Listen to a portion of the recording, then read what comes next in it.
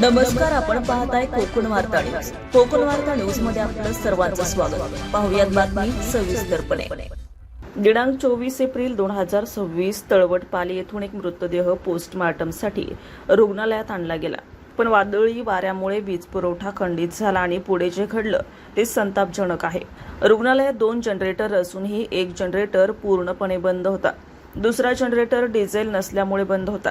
परिणामी तब्बल 3 तास मृतदेह रुग्णालयात पडून रुग्णालयातील मृतदेह ठेवण्यासाठी फ्रीज कूलिंग होत नसून त्यामध्ये मृतदेह पूर्णपणे खराब होत आहेत.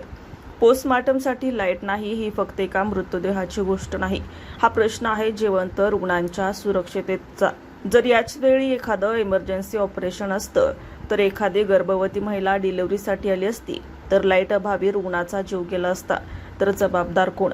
सरकारी यंत्रणा इतकी निष्क्रिय झाली आहे का की जनरेटरसाठी डिझेल सुद्धा उपलब्ध नाही? उपजिल्हा रुग्णालय ही केवळ पाठीवरची ओळख उरली आहे का? ही सरळ आरोग्य व्यवस्थेची लाजिरवाणी अवस्था आहे. निष्काळजी अधिकाऱ्यांवर तात्काळ कारवाई झालीच पाहिजे. प्रशासनाला जाब द्या आणि जबाबदार अधिकाऱ्यांवर गुन्हे दाखल करा. रुग्णांच्या जीवाशी खेळ करणं थांबवा.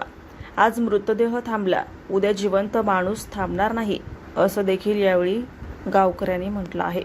रिपोर्ट कोकण वार्ता न्यूज, खेड.